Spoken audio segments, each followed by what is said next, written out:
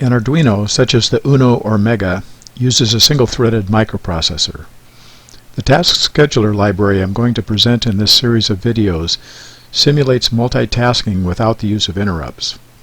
It is available on GitHub and is called SchedTask. I've included a link below this video. Just a heads up, this tutorial is quite basic. To use the library, you won't need advanced C++ programming skills, but I do assume you understand how to manipulate data, control program flow, and use function calls. I'll be reviewing the examples that are included in the library, and they should show you everything you need to know to get started, as well as some more advanced techniques. Using the library, you can schedule tasks to run once or periodically. Either at compile time or runtime, you can control when and how often a task runs, and you can optionally pass a parameter to a scheduled task. Your first Arduino sketch might have been one that blinks the onboard LED, like this. But have you ever thought about how you would blink two different LEDs, each with a different duration and period? That could be quite a challenge on the single-threaded Arduino, but with the task scheduler library, it is trivial. I'll be showing you how.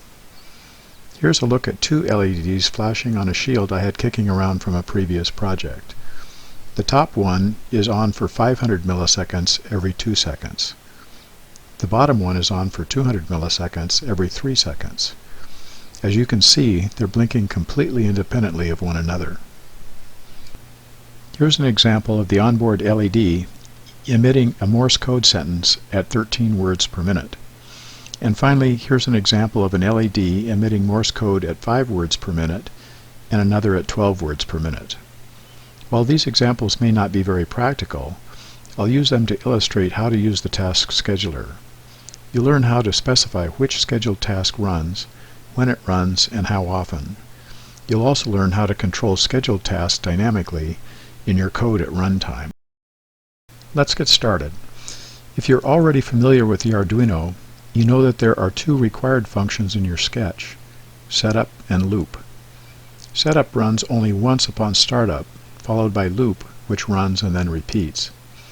Let's look in detail at a typical LED blinking sketch, like this example where the LED is on for 1 second, off for 2 seconds, and then repeats. Here is how such a sketch might be constructed. In the loop function, we turn on the LED, wait 1 second, turn it off, and wait another 2 seconds. The delay function merely ties our single-threaded processor up for a period of time, just as a finite loop that we would write would do. In other words, the processor is not available to do anything else. In preparation for our learning about the task scheduler library, let's put the turn on and turn off instructions in functions called from loop. This works as before, except that we've moved the built-in digital write function calls out to a couple of functions called from loop. Now let's look at the actual code. This example uses the classic method of blinking the LED. In other words, we are not yet using the task scheduler library. Here we see the setup and loop functions that are required in every sketch. The only thing we need to do in setup is to initialize the LED pin to output. I've used constants here rather than literals to make it more clear what's going on. These and other constants needed by the examples are in a header file called exampleconstants.h that is included here. In the loop function, we call the turn-on LED function, which performs the digital write and returns. We then delay for 1 second and call the turn-off LED function. When it returns, we delay for 2 seconds and the cycle repeats. Again, the instructions to turn the LED on and off could be inline rather than in discrete functions. But to show you how the task scheduler works, we'll let them be called functions. Now let's look at how we'd construct a sketch using the task scheduler library to accomplish blinking the onboard LED. By way of review, here's the diagram of our classic method. And here is the task scheduler method. Notice that loop only contains our task dispatcher, and that each dispatch function does not return to it. Actually, they do return, but no user code is executed when they do, so I've left those arrows off. Let's call these dispatch functions scheduled tasks and think of them as simply exiting rather than returning. Notice that rather than having the processor tied up by the delay function, the dispatcher is free to look for the next scheduled task to dispatch. All we need to do is specify when a task should next be dispatched and how often. Now let's look at the sketch. I've modified our previous example to now use the Task Scheduler library to blink the LED.